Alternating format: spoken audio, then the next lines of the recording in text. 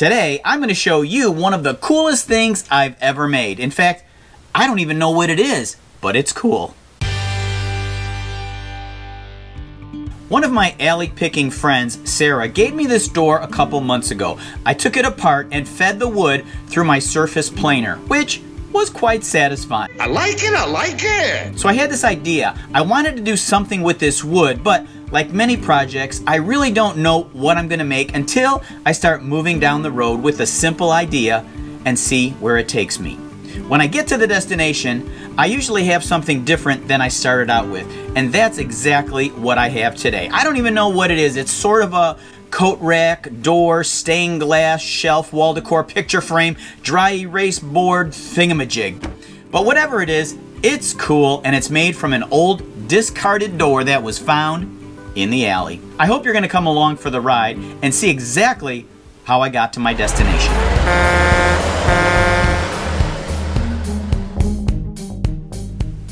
After taking the door apart, I end up with all this wood and door hardware. I wanted to make something useful that kept the spirit of a door, but was different than just hanging a door on a wall. I decided to build a frame using the door wood. I would build the frame around the original center section of the door. I laid out all the parts, so now I can visualize exactly what this is going to look like. I had this idea to try to give this beautiful Douglas fir wood an aged look using Varathane's weathered wood accelerator. I tested this stuff before and I didn't like it very much, but thought I'd give it another chance. I still don't like it, and it didn't really work very well. So then I tried some gray wood stain. I didn't like the way that looked either, so I sanded it off my test piece and just decided to go natural. This way I could see the old aged painted wood in the center section and what the original wood looked like before it was painted. To keep these in place until the glue dried, I'm using a couple of washers and a panhead screw.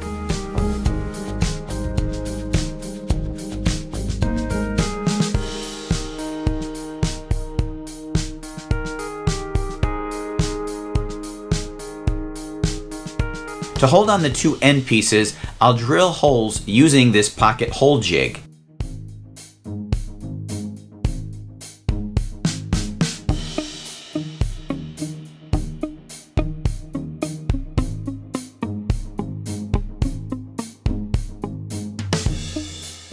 These holes are stripped, so a quick fix with a dowel rod.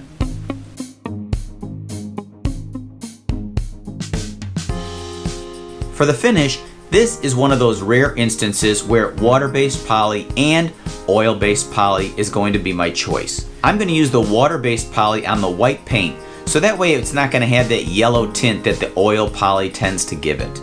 Then I'll use the oil-based poly on the bare wood, which I think will give it a richer looking finish. On the back side, I need to cut a groove for the glass on the outer frame pieces. To do this, I need to build up supports so the router groove can match the original door.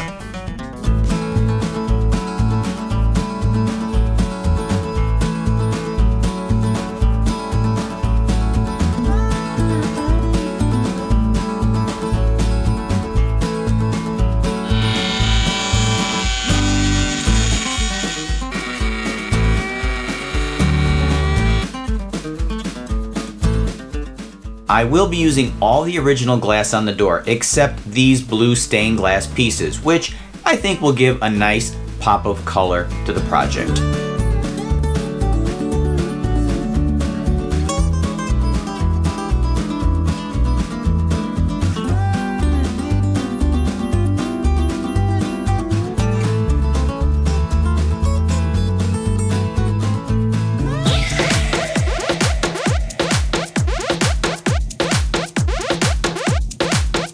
I know that it looks strange, it's different, it's unique, but I like it.